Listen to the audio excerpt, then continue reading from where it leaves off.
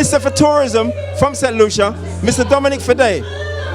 What is taking place at this point in time is that the Saint Lucian Festival, which has been running very successfully for the past 25 years, over a 2-week period or so between the late April and early May, is now going to be spread out over, we would say, 6 months. We have a Saint Lucian Jazz Festival. We also have a Saint Lucian Roots and Blues Festival. Is it Roots and Soul? Roots and a Blues Festival, a Country and Western Festival. This is one of the innovations of this dynamic new administration in Saint Lucia. Could you tell us what precipitated this decision to turn a very successful event, taking a risk with it in this manner? Well, thank you so very much, and thank you for the warm welcome in London. We're having such a great time. It's great to be here. It's one of my favorite cities in the whole world. What I want to say to you is that our jazz festival had become so big and so powerful that it sort of overshadowed a lot of our other cultural events like Carnival and like Creole Heritage Month and other things that we're about.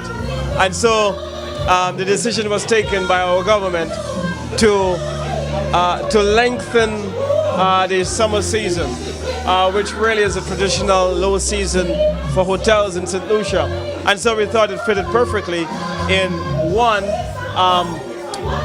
showcasing or doing a better job at showcasing our cultural festivals by lengthening the summer as well. So it's a perfect hybrid for us, and I think it's worked well. That's quite amazing that you're actually lengthening geography now. Summer is 6 months long as opposed to 3 months long as it is everywhere else. That can only happen in St. Lucia. Tell us a little bit about the Creole Festival that you're progenitor in, because that actually sounds quite intriguing to a lot of people who love St. Lucia from the outside. Well, oh my God, I mean, it's a time when the island comes alive in cuisine and in culture, in a lot of music. We go back to our roots then, you know, African drumming, singing. You know, we speak the local Creole language, which is spoken in just about a few nations around the world these days. But, I mean, one of the unique things about us is that our culture is infused with French and English. And that has given us a unique experience where we've blended the African heritage as well. And those three cultures together have actually created a wonderful fusion of French, English, Creole. So it's just absolutely amazing. And I mean, we love to tap into that part of us.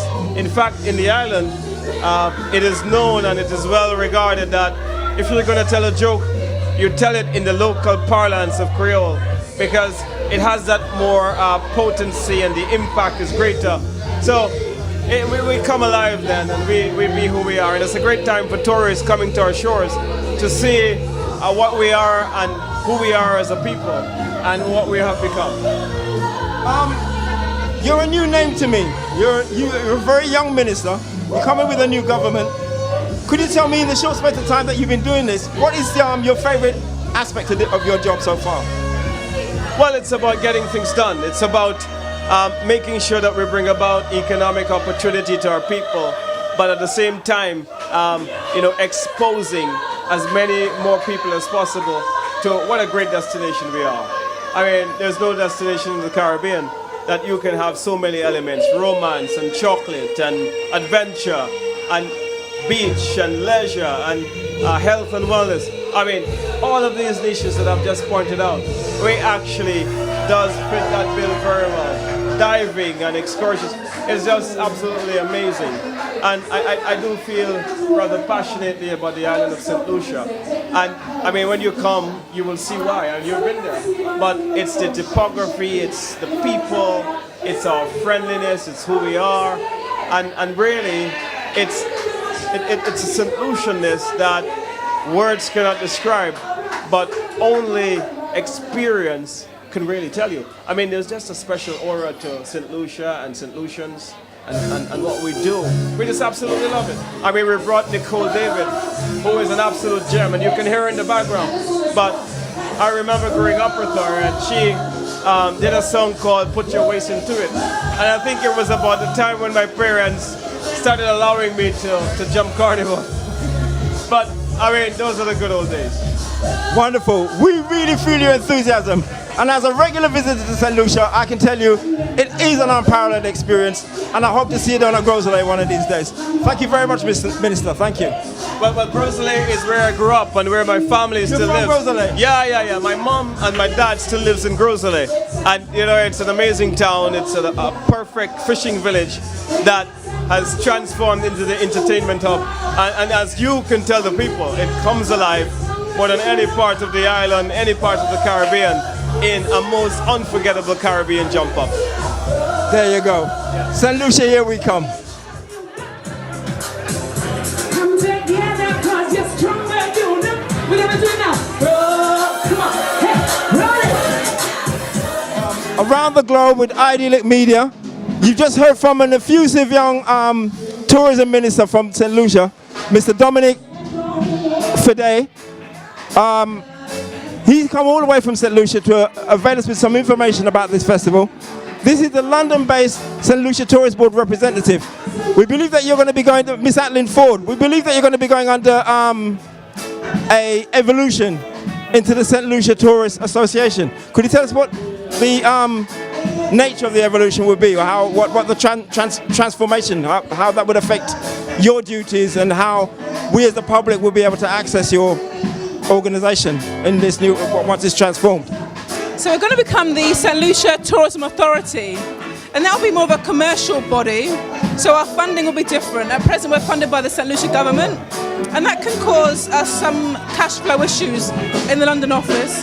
Obviously the Saint Lucia government has got many different remits, not just tourism, so we find that we have a budget for the year, but sometimes you don't get that full budget. But with the new tourism authority there'll be different income streams. It'll be more commercially based and focused. We'll have more stakeholders, more partnerships, and I hope we can actually do more things and have more marketing spend than we have at present. One of the things that we've always noticed about the SLTB is that there's a lot of ingenuity that goes into some of your promotions. I remember last year you transported a St. Lucian beach to sunny Croydon.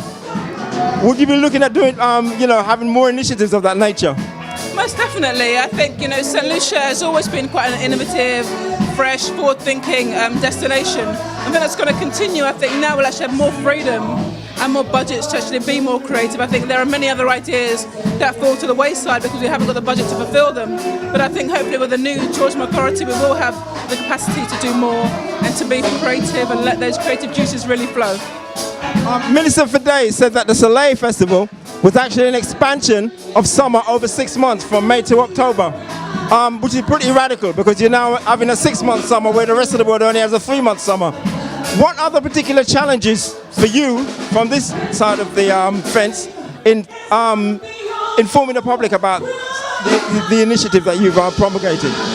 I mean, St. Lucia is an amazing year-round destination, but from the UK market it's very popular in the winter. We struggle sometimes to get people to come to St. Lucia in the summer, sorry. They think, oh, what's the weather like? Is it raining? Is it the rainy season? Is it the hurricane season? But St. Lucia's amazing year-round. Glorious sunny weather from May to September. It's fantastic. So by having this festival, I think it gives more reasons to travel to St. Lucia, more reasons for people to think, yeah, I will try and visit St. Lucia during those months when I wouldn't traditionally go. So for example, people tend to come from November to May, really, is the key booking period from the UK market. So when it's cold here, they want to get away and travel to St. Lucia. But we're saying actually when it's warm here, there's even more reasons now to go to St. Lucia for the SOLEIL Festival. And what's great about it is that every month is a different genre of music.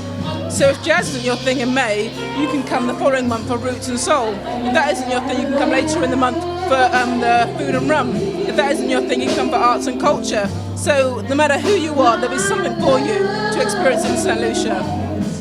Wonderful. Thank you, Miss Atlin Ford. Keep up the very good work. Thank you once again.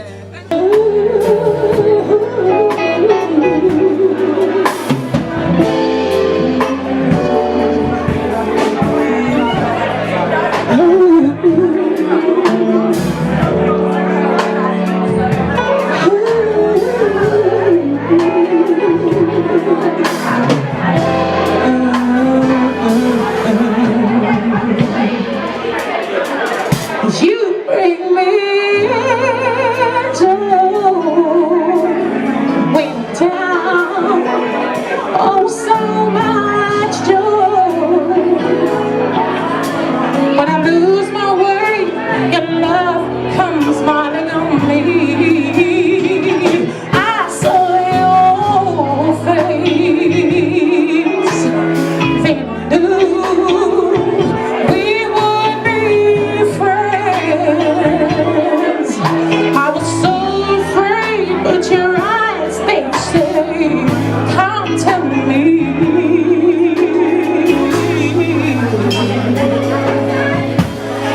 I'd say to you,